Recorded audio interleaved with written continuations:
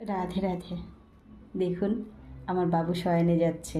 মনে হচ্ছে না একটা বাচ্চা শুয়ে আছে? আমার তো সেটাই মনে হয়।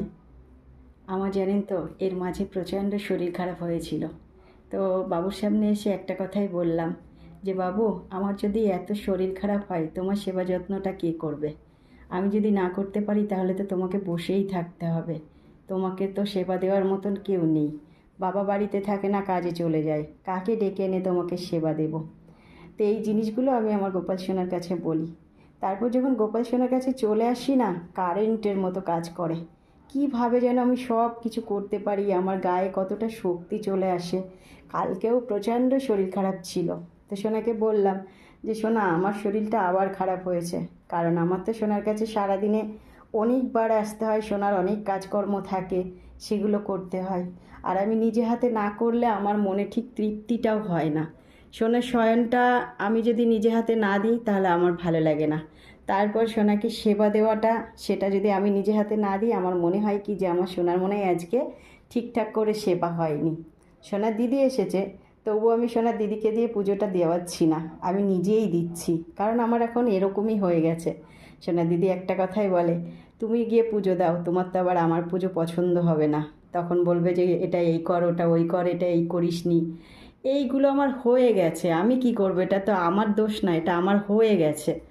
তো আমি যতক্ষণ আমার সোনাকে ঠিকঠাক পরিপাটি করে না সেবা যত্ন করতে পারি না, তখন আমার মনটাও খারাপ লাগে।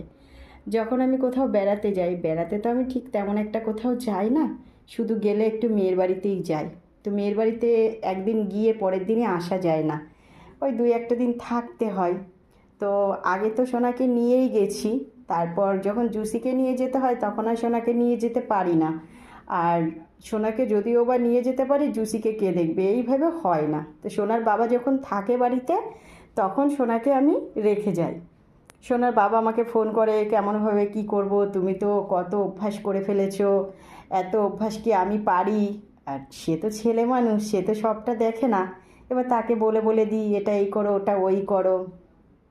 তো সেইভাবে দেয়, তারপরে বলে তুমি তাড়াতাড়ি চলে এসো, আমার দ্বারা এগুলো হবে না। মানে ভীষণ ব্যস্ত থাকে। সকালবেলায় ভোরবেলায় সোনাকে ঘুম থেকে তুলে ওর যে কাজটা, সেগুলো ও করে চলে যায় কাজে। এবার ছেলে মানুষ তো, সেও তো কাজে কর্মে যাবে। আমি হয়তো 1 ঘন্টা টাইম বেশি দিতে পারবো, কিন্তু তার পক্ষে তো সম্ভব না। তাই বলে তাড়াতাড়ি চলে আসো, আর আমি তো আসার চেষ্টাই করি তাড়াতাড়ি, কিন্তু ওইদিকে ওই সন্তানটাকেও তো একটু দেখতে হবে। তাই ওই সোনার দিদি বলে, তোমার তো একটাই সন্তান, তোমার গোপাল সব, আমি তো তোমার কিছু না, আমি আর তোমার বাড়িতে যাব না, এরকমভাবেও বলে। কিন্তু